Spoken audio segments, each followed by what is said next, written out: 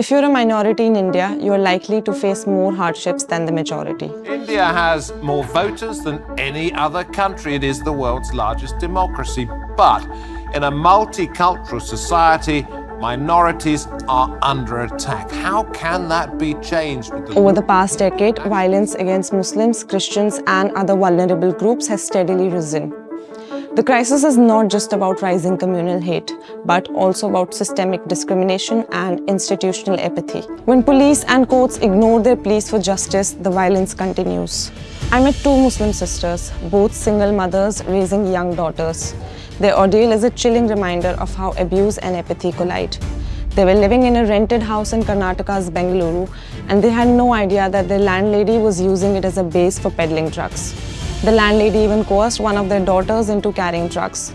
When the mothers found out and resisted, the landlady lashed out with abuse, certain that two Muslim women with little social backing would stay silent. But for these two sisters, silence was not an option.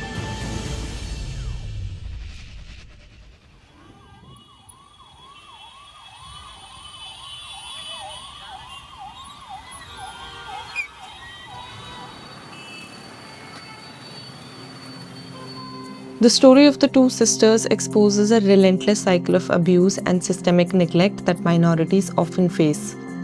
For their safety, we have concealed their faces and identities. ನಮ್ಮ owner ಈಸಿಯಾಗಿ ನಮಗೆ target ಮಾಡ್ತಾ ಇದ್ದಾರೆ, ಯಾಕೆ ಅಂತ Muslim ನಾವು ಆಗಿದ್ದೀನಿ ಅಂತ.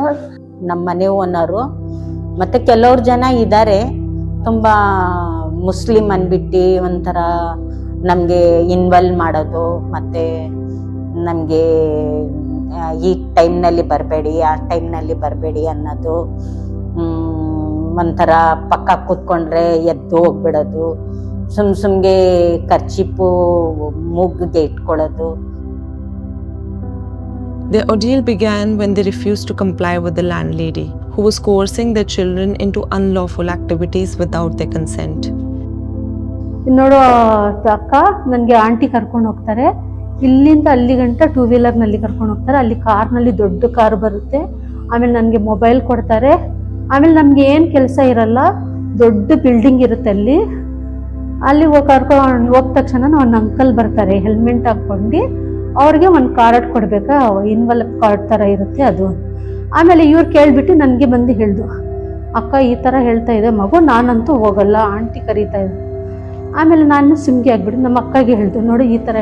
ಆಮೇಲೆ ನಮ್ಮ ಅಕ್ಕ ಹೇಳ್ದು, ಆ ಮಾತೆಲ್ಲ ಏನು ಹೇಳ್ಬೇಡ, ಅವ್ರಿಗೆ ಕಳಿಸಲ್ಲ ಅಂತ ಹೇಳ್ಬೇಡಿ. ಆಮೇಲೆ ಇವ್ರು ಏನು ಹೇಳ್ಬಿಟ್ಟು, ನಾನು ಕರ್ಕೊಂಡು ಹೋಗುವಾಗ ಮಗುಗೆ ವೆಸ್ಟರ್ನ್ ಡ್ರೆಸ್ ಹಾಕ್ಬೇಕಾ, ಎಲ್ಲ ಓಪನ್ ಇರಬೇಕಾ, ಆಮೇಲೆ ಮಗುಗೆ ಚೆನ್ನಾಗಿ ಸ್ಟೈಲ್ ಮೇಕಪ್ ಎಲ್ಲ ಮಾಡಬೇಕಾ, ಇಲ್ಲ ಓದೋದು ಮಕ್ಕಳಿಗೆ ನಾವು ಕಳಿಸಲ್ಲ, ಸ್ಕೂಲ್ ಹೋಗೋ ಮಕ್ಕಳಿಗೆ ಅಂತ. ಆವಾಗ ಇವ್ರು ಕಿರಿಕಿರಿ ಸ್ಟಾರ್ಟ್ ಮಾಡಿಬಿಡ್ದು. ಮಗುದು ಕಳಿಸೋದು ಸ್ಟಾಪ್ ಆದಮೇಲೆ ಮೇ 23ನಲ್ಲಿ ನಮ್ಮ ಮಗುಗೆ ಆಚೆ ಟ್ಯೂಷನಿಂದ ಬಂದು ನಿಂತ್ಕೊಂಡಿದ್ದು. ಆವಾಗ ಕಳಿಸಿ ಅಂತ ಹೇಳ್ದು, ಕಳಿಸಿಲ್ಲ ಅಂತ ಹೇಳ್ತಾರೆ ಜನನ ಕೆಟ್ಟು ಮಾತಾಡ್ಬಿಟ್ಟು ಕೆಮಿಕಲ್ ಹಾಕಿ ಹೋಗ್ಬಿಡ್ತು. In May 2023, the landlady attacked one of the sisters' daughters with a chemical substance. It was an attempt to intimidate the two sisters. ನಾವು ಹಾಸ್ಪಿಟಲ್ಗೆ ಸಾಯಂಕಾಲ ಕರ್ಕೊಂಡು ಹೋಗಿದ್ವು. 11 ಗಂಟೆ ಇದ್ದು, 11-12 ಗಂಟೆ ಇದ್ದು ರಾತ್ರಿ ಕರ್ಕೊಂಡು ಹೋದಾದ್ಮೇಲೆ ಡಾಕ್ಟ್ರು ಏನು ಹೇಳ್ದು, ಇದು ಮಗುಗೆ ಇದಾಗಿರೋದು ತಕ್ಷಣ ಇದು ನಾವು ಇಲ್ಲಿಂದ ನೋಡೋಕ್ಕಾಗಲ್ಲ, ನೀವು MLC ಮಾಡಬೇಕಾ, ಬೋರಿಂಗ್ ಹಾಸ್ಪಿಟ್ಲ್ ಇಲ್ಲ ಅಂತ ವಿಕ್ಟೋರಿಯಾ ಹಾಸ್ಪಿಟ್ಲ್ಗೆ ಕರ್ಕೊಂಡು ಹೋಗಿ ಅಂತ ಹೇಳ್ದು. ನಮಗೆ ಅದು ಗೊತ್ತಾಗಿಲ್ಲ MLC ಏನಂತ. ಆಮೇಲೆ ನಮ್ಮ ಅಕ್ಕ ನಾನು ಏನು ಹೇಳ್ದು, ಅಯ್ಯೋ ಇದು MLC ಏನೇನು ಹೇಳ್ತಾ ಇದ್ದಾರೆ, ಸರಿ ನಡಿ ಹೋಗೋಣ. ಆವಾಗ ದುಡ್ಡನ್ನ ನಮ್ಮ ಹತ್ರ ಇರಲಿಲ್ವ. ನಾವು ಡಾಕ್ಟ್ರಿಗೆ ಹೇಳ್ದು, ಸರ್ ಫಸ್ಟ್ ಇವರಿಗೆ ನೋವು ಜಾಸ್ತಿ ಆಗ್ತಾ ಇದೆ, ಮತ್ತೆ ರಕ್ತ ಎಲ್ಲ ಬಂದ್ಬಿಟ್ಟಿದೆ, ಫುಲ್ ಚರ್ಮ ಎಲ್ಲ, ಅದಕ್ಕೆ ಸರ್ ನೀವು ಏನೇನೋ ಔಷಧಿ ಕೊಡಿ ಸರ್, ಆಮೇಲೆ ನಾವು ಇದು ಮಾಡ್ತೀನಿ ಆ ಥರ ಇದ್ದು ಒಂದು ಆಯಿಂಟ್ಮೆಂಟ್ ಇದು ಕೊಡ್ತೀನಿ ಟ್ಯಾಬ್ಲೆಟ್, ನೀವು ಇದು ಮಾಡಿ ಅಂತ. ಸರಿ ಅಂತ ನಾವು ತಗೊಂಡು ಬಂದು ಅದು ಇದು ಮಾಡ್ಕೊಂಡ್ಬಿಡ್ದು. ಆಮೇಲೆ ನಮ್ಮ ಅಕ್ಕ ಏನು ಹೇಳ್ದು, ಇಲ್ಲ ಕಣೆ ಇದು ತುಂಬ ಡೇಂಜರಸ್ ಕಾಣಿಸ್ತಾ ಇದೆ, ನಾವು ಮನೆ ಫಸ್ಟ್ ಖಾಲಿ ಮಾಡಿ ಹೋಗ್ಬಿಡೋಣ, ಯಾರಿಗಿನ ಹೇಳೋದು ಬೇಡ, ಯಾರಿಗಿನ ಇದು ಮಾಡೋದು ಬೇಡ, ನಮ್ಮ ಅಡ್ವಾನ್ಸ್ ಕೊಡ್ಬಿಡ್ಲಿ, ನಾವು ಹೋಗ್ಬಿಡೋಣ ಅಂತ ನಮ್ಮ ಅಕ್ಕ ಇಷ್ಟಿಗೆ ನಾವು ಸಿಗರೇಟ್ ಇಟ್ಕೊಂಡು ಸಿಮ್ಗೆ ಆಗ್ಬಿಡ್ದು. The landlady denied to return their lease money deposit, following which the sisters had no choice but to remain in the house, waiting in fear. Their worst fears came true on 9th November 2023 when 6 men stormed into their house. They assaulted the women, issued rape threats, destroyed their belongings, and stole their cash. Traumatized and desperate, they sought help from the local police. Their plea was simple: protect their children, allow them to vacate the house safely, and return their lease money deposit. But instead of being offered protection, they were met with systemic neglect and discrimination. 5 ಜನ ಸೇರ್ಕೊಂಡು ಮನೆಗೆ ಬಂದು ಆವಾಗ ನಮ್ಮ ಮಗು ಹೋಗಿ ಒಂದು 5 ನಿಮಿಷನೂ ಆಗಲ್ಲ ಮನೆ ನುಗ್ಗಿ ನಮ್ಮ ಅಕ್ಕಗೆ ಬಟ್ಟೆ ಎಲ್ಲ ಗೀಚಿ ಕೈ ಗೀಚಿ ಆಮೇಲೆ ರೇಪ್ ಮಾಡೋಕ್ಕೆ ಬಂದು ಒಂಥರ ಆ ಥರ ಹಿಂಸೆ ಕೊಡ್ತಾರೆ ನಮಗೆ. ನಮ್ಮ ಅಕ್ಕಗೆ ಬಾಯಿಗೆ ಮೂಕಾಗೆ ಹೊಡೆದ್ಬಿಟ್ಟು ಮುಖನಲ್ಲಿ ಎಲ್ಲ ರಕ್ತ ಬಂದ್ಬಿಡುತ್ತೆ. ಆಮೇಲೆ ನನಗೆ ಕೈ ಗೀಚಿ ಮಕ್ಕಳದು ಆಟ ಆಡೋದು ಸಾಮಾನು, ಚಾರ್ಜರ್, ಲೈಟು, ಆಮೇಲೆ ಇದ್ಮೇಲೆ ರೆಫ್ರಿಜರ್ ಮೇಲೆ 5,000 ಇಟ್ಟಿರ್ತೀನಿ.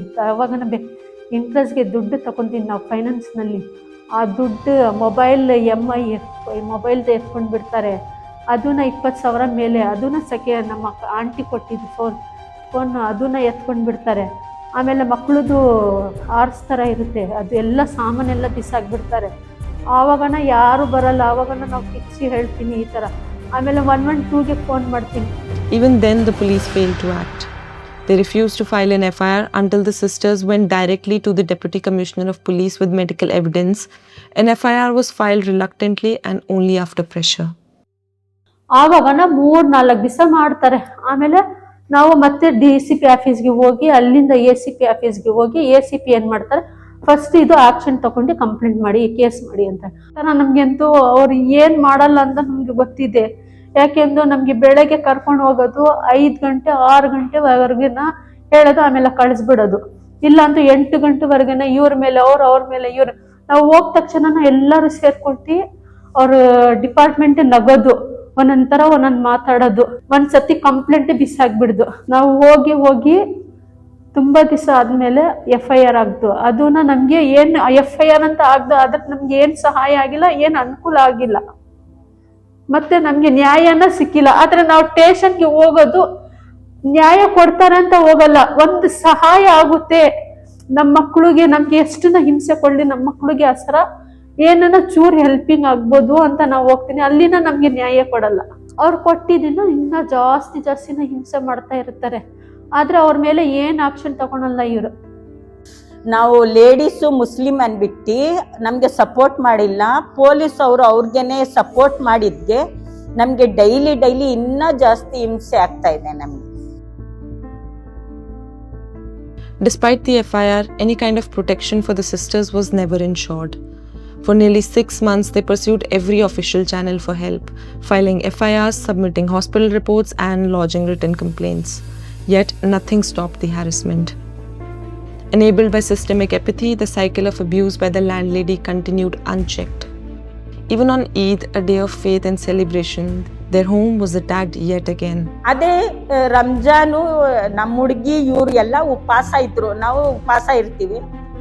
ಆ ಟೈಮ್ನಲ್ಲಿ ನಮ್ಮ ಹುಡುಗಿ ನೀರು ಖಜೂರ ಇಟ್ಕೊಂಡು ಆಚೆ ಹೋದ ತಕ್ಷಣನೇ ಹೊಡೆದ್ಬಿಟ್ಟಿದ್ದಾರೆ, ಎಳೆದ್ಬಿಟ್ಟಿದ್ದಾರೆ ಕೈ. ಇವಳು ಕಿಚ್ಚಿದ್ಗೆ ನಮ್ಮ ತಂಗಿ ಹೋಗಿದ್ದಾಳೆ, ಅವಳಿಗೂ ಗೀಚ್ಬಿಟ್ಟು ತಲೆಗೆ ಮಾಡಿ ನಮ್ಮ ಹುಡುಗಿಗೆ 3-4 ಜನ ಸೇರಿ ಹೊಡೆದು, ಆಮೇಲೆ ಉಪವಾಸನೂ ತೆಗ್ದಿಲ್ಲ. ನಮ್ಮ ತಂಗಿದು ನನ್ನ ಮಗಳದು ಮಾನ ಮರ್ಯಾದೆ ಹೋಗಂಗೆ ತುಂಬ ಹಿಂಸೆ, ನನಗೆ ತುಂಬ ಕಷ್ಟನೂ ಆಯಿತು. ಇಷ್ಟು ಜನ ಇದ್ದೂ ಪ್ರಯೋಜನ ಇಲ್ಲ ಅಲ್ವಾ, ದೇವರು ಇವ್ರಿಗೆ ಏನು ಶಿಕ್ಷೆ ಕೊಡ್ತಾರೆ ಅಂತ ದೇವ್ರ ಮೇಲೆ ನನಗೆ ಭರವಸೆ ಇದೆ. ನಾನು ಇನ್ನೂ ಓಡಾಡ್ತೀನಿ, ನನಗೆ ಬಿಡೋದೇ ಇಲ್ಲ. ಇನ್ನೊಬ್ರಿಗೂ ಮಾಡಬಾರ್ದು, ಆ ಥರದ್ದು ಇವ್ರಿಗೆ ಮಾಡಬೇಕು ಅಂತ ಅನಿಸ್ತಾ ಇದೆ ನನಗೆ. When the police fail to protect the marginalized, it is not mere neglect, it is complicity. Because it signals to the perpetrators that minorities can be violated without any consequence. First time ಅವರು ಹೊಡೆದ್ರಲ್ವ, ಮನೆ ನುಗ್ಗಿ ನಮ್ಮ ಸಾಮಾನೆಲ್ಲ damage ಮಾಡಿದ್ರಲ್ವ, ಆವಾಗ action ತಗೊಂಡು ಅವರು ನಮ್ಮ ಗಿಡ ಪಾಟು ಎಲ್ಲ ಎತ್ತಿ ಬಿಸಾಕಿದ್ಗೆ ಅವರು ಇಷ್ಟ ತಂದ ಇದ್ರೆ ಮಾಡೋದೇ ಇರ್ಲಿಲ್ಲ. ಅವಳು ನೀವು ದನ ಮಾಂಸ ತಿನ್ನೋರ್ಗೆ ಕುಟ್ಟಿದೆ ತಪ್ಪು ಅಂದ್ರೆ ನೀ ಕಾನೂನಲ್ಲಿ ಇದ್ದಿ ಮಾತಾಡಿದ್ರೆ ಬೇರೆ ಕಾನೂನವ್ರು ಹೆಂಗ್ ಮಾತಾಡ್ಬೇಕು? ಯಾಕೆ ಅವ್ರಿಗೆ ಶಿಕ್ಷೆ ಕೊಡ್ತಾ ಇಲ್ಲ? ಎಲ್ಲ ಪ್ರೂಫ್ ಇದೆ ನಮ್ಮ ಹತ್ರ, ಎಲ್ಲ ಏನೇನ್ ಮಾಡಿದ್ದಾರೆ, ನಾವ್ ಎಲ್ಲೆಲ್ಲೂ ಓಡಾಡಿದೀವಿ, ಎಲ್ಲ ಇದ್ದಿನೂ ನಾವು ಮುಸ್ಲಿಂ ಆಗಿದಿಂದ ಎಲ್ಲಿ ಹೋಗಿದ್ದನ್ನ ನೀವು ಇದು ಮಾಡ್ಬೇಕಾ, ಆದ್ರೆ ನಾವು ಮಾಡಲ್ಲ ಅಂತ ಅವ್ರು ಮಾಡಲ್ಲ. Minorities remain more vulnerable to violence, yet less likely to receive protection. That's exactly why the true strength of a democracy is not measured by how it treats its majority, but by how it safeguards its minority. ಆಗಿದ್ದು ಆದ್ರೆ ನನ್ನ ಮಕ್ಳಿಗೆ ನೋಡಿ ನನಗೆ ಇದ್ದಾಗಿಲ್ಲ. ಯಾಕೆಂದ್ರೆ ನಾನು ಸತ್ತೋಗ್ಬಿಟ್ಟು ಹೋಗ್ಬಿಡ್ಲಿ, ಆದ್ರೆ ಈ ಸಣ್ಣ ಸಣ್ಣ ಮಕ್ಳು ಅವ್ರ ಲೈಫ್ ಆಗ್ಬೇಕಾ, ಅವ್ರಿಗೆ ಇದಾಗ್ಬೇಕಾ? ಆದ್ರೆ ನಾವು ಈ ತರ ಸತ್ತೋಗ್ಬಿಡಿ ನಿಜ ಅಂತ ಜನ ಮಾಡ್ಕೊಂತಾರೆ. ಅವ್ರಿಗೆ ಅಸರ ನಾನು ಏನನ್ನ ಆಗ್ಲಿ ಕಾನೂನಲ್ಲಿ ಆಗಿಲ್ಲ ಅಂತ ನಾನು ಓಡಾಡ್ಬೇಕಾ, ಅವ್ರಿಗೆ ನ್ಯಾಯ ಕೊಡಿಸ್ಬೇಕಾ ಅಂತ ನಾನು ಧೈರ್ಯ ಮಾಡ್ತಾ ಇದ್ದು. ಪೊಲೀಸ್ ಅವರು ಡ್ಯೂಟಿನಲ್ಲಿ ಇದ್ದಿನ ನಮ್ಗೆ ಏನು ಸಹಾಯ ಮಾಡ್ತಾ ಇಲ್ಲ. ಆದ್ರೆ ನಾವು ಮಕ್ಳಿಗೆ ಅಸರ ನಾವೇ ತುಂಬಾ ಕಷ್ಟ ತಗೊಳ್ತಾ ಇದ್ದೀನಿ.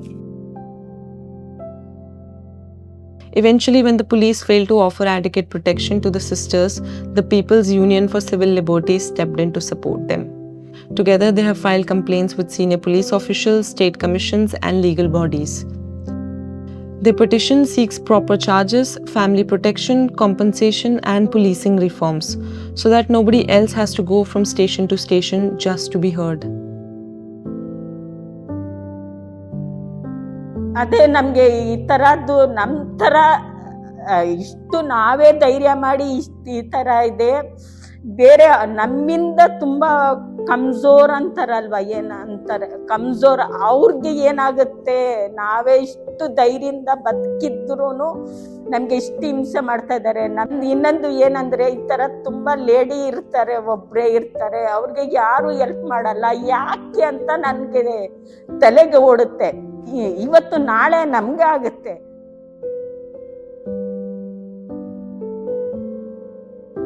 Such cases are not an aberration. They are part of a systemic pattern in the state of Karnataka.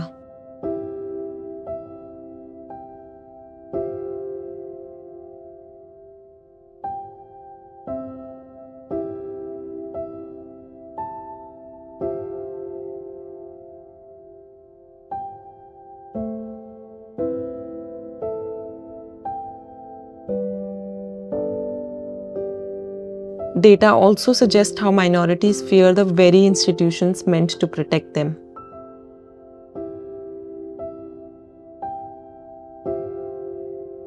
Meanwhile, the two sisters continue to fight for justice, and their fight is also for the principle that democracy means protection for all,